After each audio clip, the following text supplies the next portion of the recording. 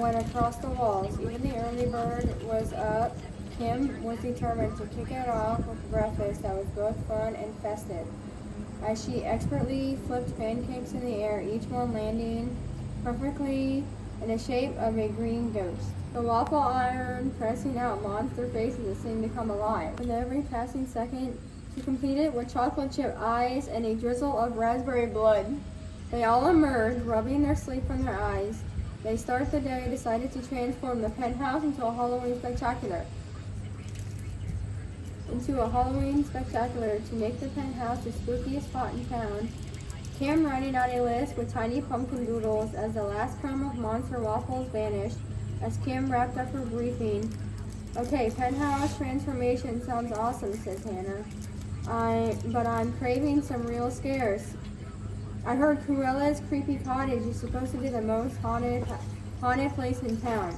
Anyone up for a little haunted house adventure before we go to work?"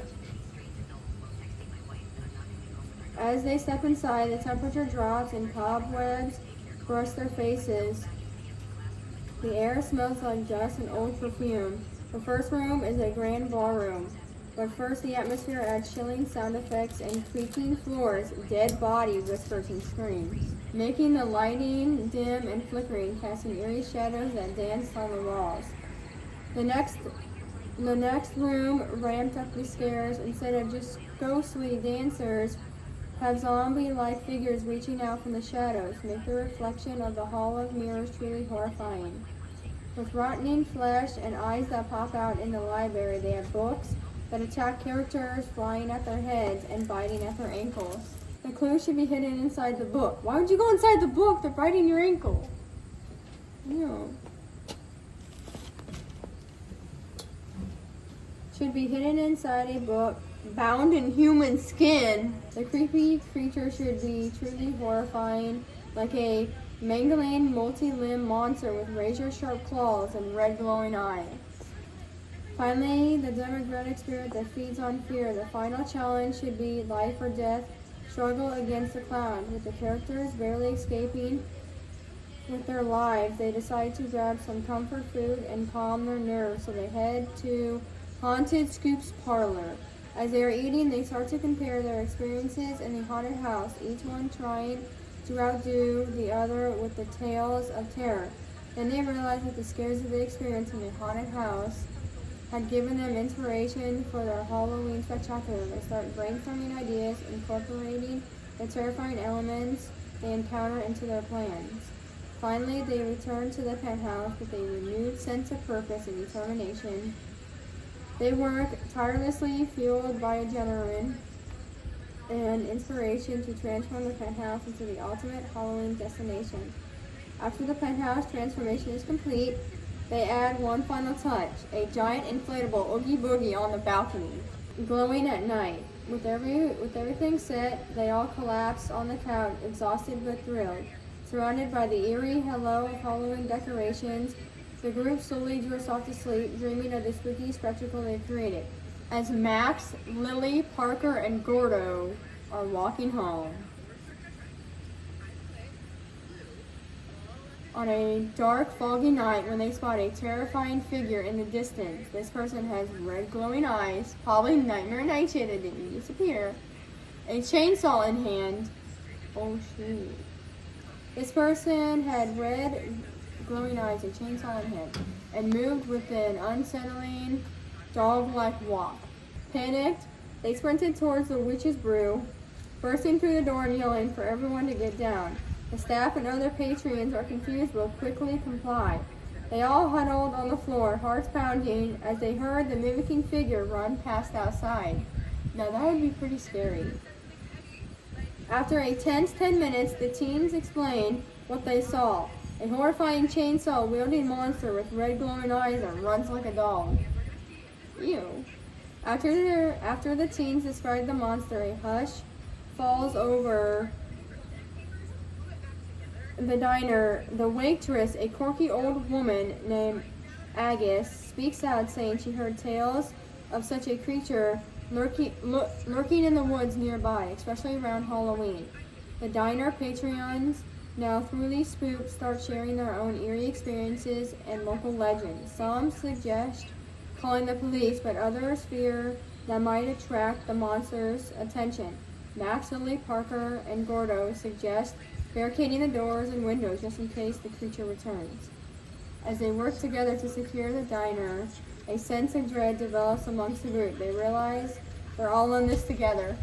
They start brainstorming ways to defend themselves as they work together to secure the diner. A sense of dread develops amongst the group. They realize that they're all in this fight, facing a terrifying unknown. They start brainstorming ways to defend themselves. And if the monster does come back, using whatever they can find in the diner, pots, pans,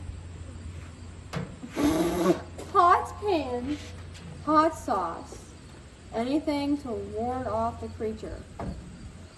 They're going to grab hot sauce to kill this creature. August chimes in. Well, since you're all here, might as well have something to eat. Can't fight monsters on an empty stomach. Here's our menu. She hands out laminated menus with a warm smile despite the tense situation. Max squints at the menu. Okay. What we have got: monster mash burger, screaming onion rings, graveyard grilled cheese. Lily giggles nervously. Gordo says, "I'll take the Frankenstein fries. I gotta keep my energy up." Max sides on the mummy meatloaf, and Lily goes for the witch's brew chili. Our guest returns with their orders and comfort food filling the air as they cautiously dig in. The familiar flavors providing a brief stop from the fear as they eat. They discuss their plan strategies between bites of fries and sips of chili.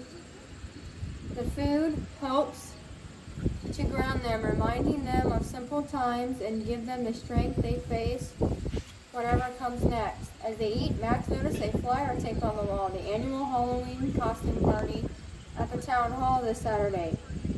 He almost forgot it's Halloween. I was really looking forward to the party. I had this awesome werewolf costume planned. Lily perks up. No way, I was going as a zombie bride.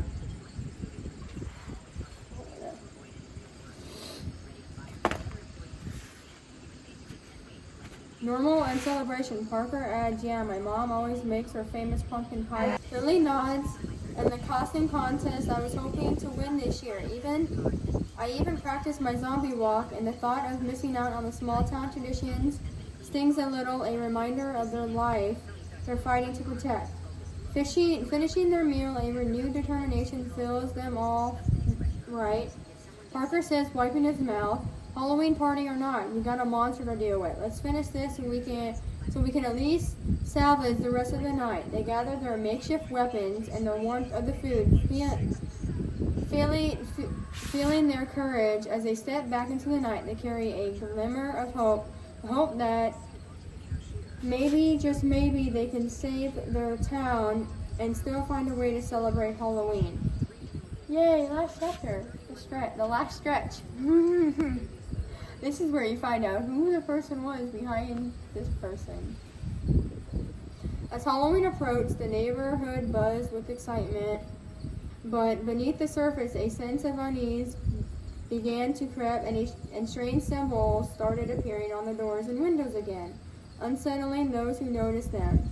Whispers of the bad person returning filled the air, casting a shadow over the festival. Eliza and Willa, determined to keep the Halloween spirit alive on creating the ultimate haunted house, hoping to distract themselves and their friends from the unsettling encounters. However, the symbols seemed to follow them, appearing in unexpected places, reminding them that something sinister was lurking nearby again. Despite their efforts, the signs could no longer be ignored. A sense of urgency washed over them as they realized they need to uncover the truth behind the symbols, to identify the bad person before it was too late. Halloween was just around the corner, and they knew that the night would bring more than just candy and costumes. As Eliza that the bad person was not just a troublemaker, but someone with a sinner agony determined to stop the ritual. Eliza and Willa sought to help of their wise old neighbors, Miss Mrs. Hawthorne. She's a friend of Maddie who had lived in their town for generations. She revealed the history of the ritual and warned them about the dangers they'd face. She also told them about the hidden artifact. But it was hidden somewhere in the town, protected by a series of puzzles and traps. With Halloween night fast approaching, Eliza and Willa knew that they had to act quickly and gather their friends and embark on a quest to find the artifact. They will encounter challenges and obstacles along the way. As they get closer to their goal, the bad person began to interfere, setting traps, trying to stop them. The race against time had begun, and the fate of the town rested on their shoulders. The phone rang, jolting Maddie from her thought. It was Mr. Gable, the town's mayor. "Maddie, dear, I have some information about the Nightmare Nightshade," she said, her voice a mix of excitement and passion. "It's a fascinating but also quite dangerous person. I found some old texts that mention it, but there is still something missing in the story. Could you and all your friends come to my house? I think we need to put our heads together to figure out this." Interrogated and a bit nervous, Maddie agreed and called Marnie, Hannah, and Taylor. They headed to her house. Mr. Gable led them to the scheduled corner where stacks of old dusty books and ancient scrolls were spread out across a large table in her house. "The Nightmare Nightshade," she began.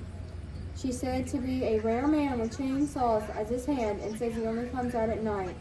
And your scent of blood can induce the vivid screams that terrify your dreams. Legend says that the rare man is guarded by shadowy creatures that only with the pure heart and strong will to stop his dark magic." Mr. Gable continued. The text also mentioned a connection. We have a lot more to read.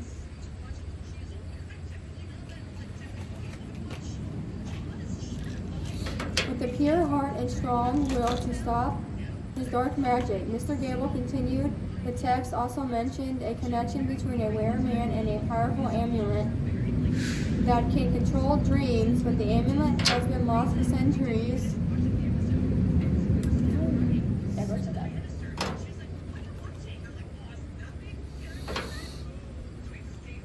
Filled with concern, "I am afraid this is all I can find for now, but something tells me that Nightmare Nightshade is somehow connected to the strange encounters in our town. We need to find out more before it's too late." Time was running out with only 48 hours until Halloween. Maddie, Marnie, and Hannah knew they had to act fast. Mr. Gable adjusted her glasses. "The only thing that can stop the Nightmare Nightshade is it has to be Halloween night, where everyone is awake past bedtime. But it will be challenging because there's only 48 hours until Halloween morning." Hannah chimed in. What about those symbols we've been seeing? Could they be connected?" Maddie nodded in, mind racing. Maybe the Nightmare Nightshade isn't just a rare man. What if it's someone or something entirely? A chilling thought crossed her mind. Could Mallory be Mal's sister?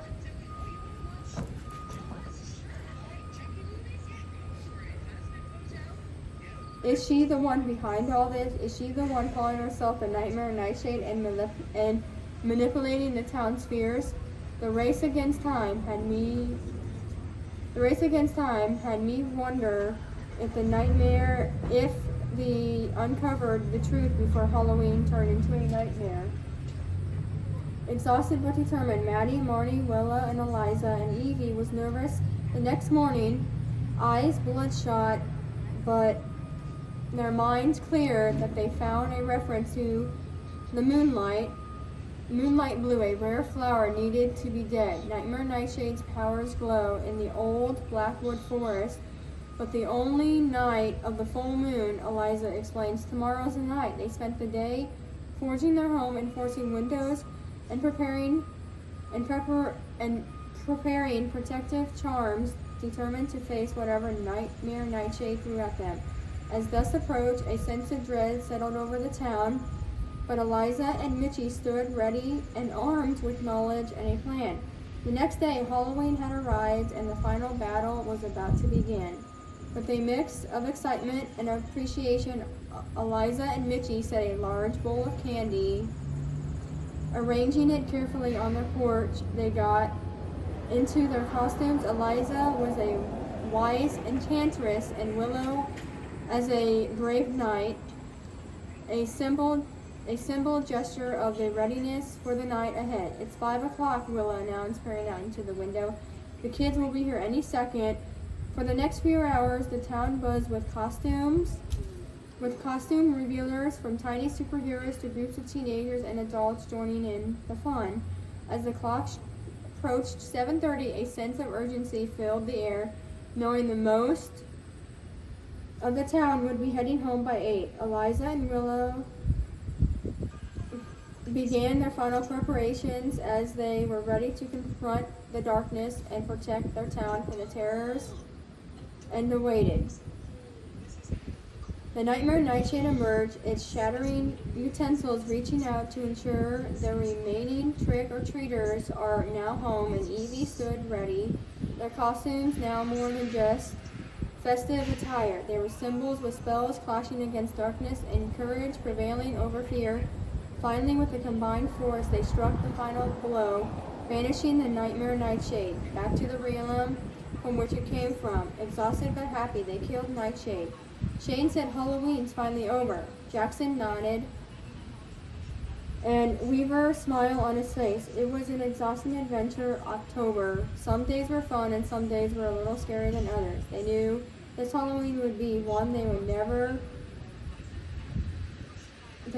never forget, a testament of their bravery and friendship in the face of darkness.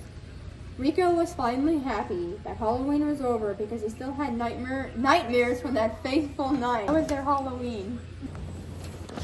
Goodbye.